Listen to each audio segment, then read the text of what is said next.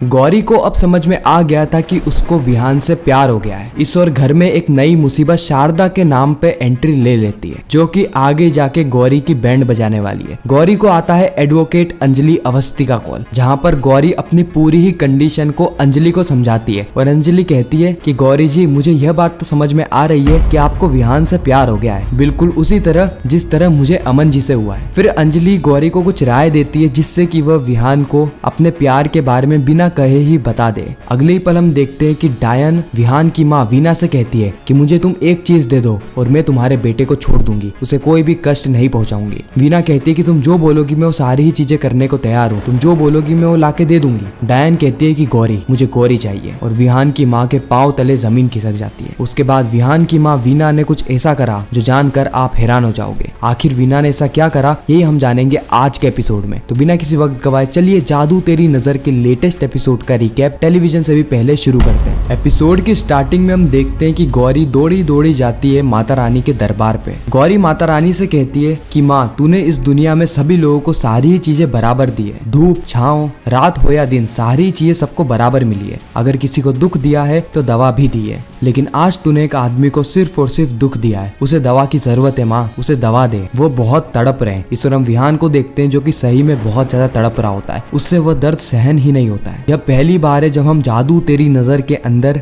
विहान को रोता हुआ देख रहे हैं। विहान को कुछ भी समझ में नहीं आ रहा होता है कि वो आखिर करे तो करे क्या। ऊपर से ये असहनीय दर्द उसके शरीर को जकड़ रहा है, उसके दिमाग को खाता जा रहा है। उसे अगर कुछ मिल रहा है तो वो है सिर्फ और सिर्फ पीड़ा। गौरी कहती है कि माता रानी, मैं तेरे आगे हाथ जोड़ रही हूँ, मुझे कोई ना कोई मार्ग बता जिससे कि मैं विहान की मदद कर सकूं। गौरी भी यहाँ पर रोने लगती है, लेकिन उसी पल माता रानी गौरी को आशीर्वाद देती है। आशीर्वाद के रूप में एक चुन्नी उड़ के सीधे गौरी के पास आ जाती है और गौरी को समझ में आ जाता है कि वो किस तरीके से विहान के पास जा सकती है। अगले ही पल हम देखते हैं कि गौरी विहान के पास जाती है। विहान गौरी से कहता है कि मैंने तुम्हें मना किया था ना कि तुम यहाँ पर मत आना। गौरी कहती है कि आपने मुझे मना नहीं किया था, आपने मुझे ऐसा कहा था कि मैं आपको देख नहीं सकती इस हालत में, तो मैं आपको देख नहीं रही हूँ। इस और विहान पलट के देखता है तो गौरी ने अपनी आंखों के ऊपर माता रानी की चुन्नी बांध रखी होती है, यानी गौरी विहान के पास भी आ गई और विहान को देखा भी नहीं। लेकिन इससे विहान की परेशानियां खत्म नहीं होती है, क्योंकि विहान को अभी भी असहनीय दर्द भोगना पड़ रहा था। विहान अभी भी जोर जोर से चिल्ला रहा होता है, उसका बर्थ मार्क लाल पड़ जाता है। गौरी विहान से गले मिलती है और अगले ही पल हम वीना को देखते हैं जो कि इस डायन के सामने गिड़गिड़ा रही होती है। वो हाथ जोड़ के कहती है, तुम्हें जो चाहिए ना, मैं वो सारी ही चीज दूंगी, तुम बस विहान को छोड़ दो, विहान को इतना दर्द मत पहुंचाओ,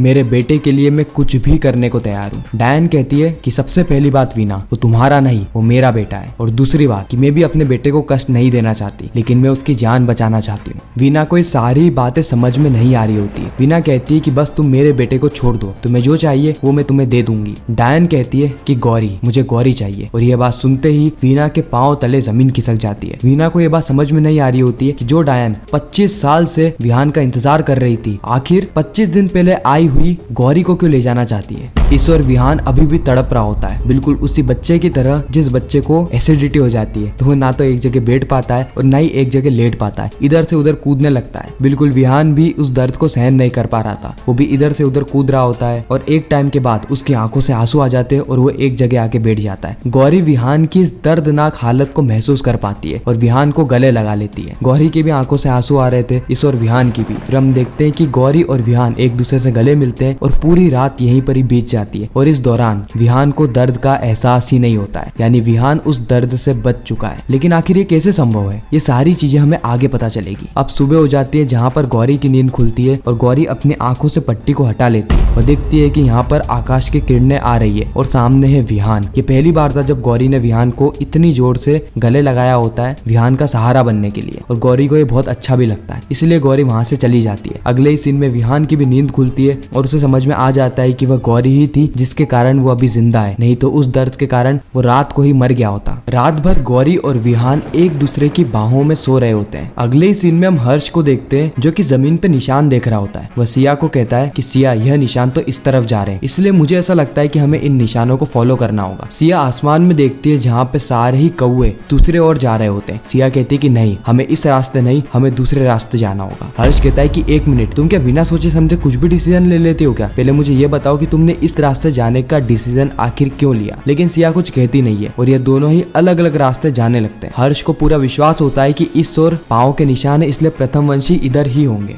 अगले ही पल हम देखते हैं कि सिया जोर से चिल्लाने लगती है। इसका मतलब ये है कि सिया के ऊपर किसी ने या तो हमला कर दिया है या तो बहुत बड़ी मुसीबत में फंस गई है। हर्ष को ये आवाज सुनाई देती है, इसलिए वो अपनी गन निकालता है और सीधे जिस रास्ते पर सिया गई होती है उसी रास्ते पर जाने लगता है। वह सिया को जोर जोर से आवाज भी लगाता है, सिया कहाँ हो तुम। उसी वक्त सिया की आवाज आती है कि मैं यहाँ हूँ हर्ष। हर्ष देखता है कि सिया तो एक बहुत बड़े पिंजरे में फंस गई है। हर्ष कहता है कि मुझे पता है आप पहले से ही शर्मिंदा होंगी कि आपने मेरे बताए हुए रास्ते पे ना जाके यह वाला रास्ता चुना, और ये सारी चीजें कहकर मैं आपको और ज्यादा शर्मिंदा नहीं करना चाहता। अभी मैं ये दिमाग लगाता हूँ कि आपको इस पिंजरे से बाहर निकाला कैसे जाए। अगले ही पल हम राशमी को देखते हैं जो कि एक एक करके सभी लोगों के डोर को नॉक करने लगती है, सभी लोगों को एकत्रित करती है। जब रश्मि के सामने सभी लोग आ जाते हैं और रश्मि से बार बार पूछ रहे होते हैं कि इतनी रात को उसने सब लोगों की नींद क्यों बिगाड़ी, कोई डायन तो नहीं आ गई। राशमि अर्जुन को कहती है कि कोई बड़ी डायन नहीं आ रही है, बल्कि तेरी बड़ी ताई जी आ रही है। और यहाँ पे सभी लोगों का जो मुंह है वो उतर जाता है। अब गौरी विहान के ख्यालात में खो गई होती है। अचानक से ही वो बड़ी ताई जी से टकराती है और बड़ी ताई जी की शक्ल देख के उसके पांव तले जमीन भी खिसक जाती है, क्योंकि उसका और बड़ी ताई का पहले से ही कोई खट्टा मीठा रिश्ता जरूर है। गौरी को पुरानी बातें याद आने लगती है कि किस तरीके से इन दोनों के बीच में बहस हुई थी। अब इस पल सारे ही घरवासी बड़ी ताई का स्वागत करने के लिए आ गए होते हैं। फिर राशमि बड़ी ताई जी को अपनी छोटी बहू से मिलवाती है, या फिर हम कहें कि इकलौती बहू से मिलवाती है। गौरी वह कहती है कि गौरी यह है बड़ी ताई जी। अब तुम कह रही होगी कि ये इतने समय से कहाँ थी। तुम्हें बता दूं कि इनकी जो बहन थी उनकी तबीयत खराब हो गई थी, इसलिए ये उनसे मिलने गई थी, और यही घर की मुखिया है। इनकी बातें घर में सभी लोगों को माननी पड़ती है। उसी वक्त वहाँ पर विहान आ जाता है जो कि पाँव पड़ता है और कहता है कि आप आ गई, आप कहते ना तो मैं आपको लेने आ जाता। बड़ी ताई जी कहती है मैं कोई सामान हूँ जो तुम मुझे लेने आ जाते। इससे हमें यह बात तो पता चल रही है कि बड़ी ताई जी मुंहफट है, यानी किसी को भी कुछ भी कह देती है। खैर घर के मुखिया होते ही मुंहफट है, वो सारी कड़वी ही बातें करते हैं, लेकिन भलाई की बातें करते हैं। वो गौरी के ऊपर बिल्कुल भी नाराज नहीं होती है, बल्कि गौरी को कहती है कि मैं पुरानी सारी चीजों को भुलाकर एक नई शुरुआत करना चाहती हूँ, और मैं चाहती हूँ कि तुम भी यही करो। हमारे बीच में पहले जो कुछ भी हुआ है उसे भूल जाओ। तुम विहान की पत्नी हो, इसीलिए तुम्हें एक और मौका मैं देती हूँ। तुम्हें पूजा के लिए मिठाई का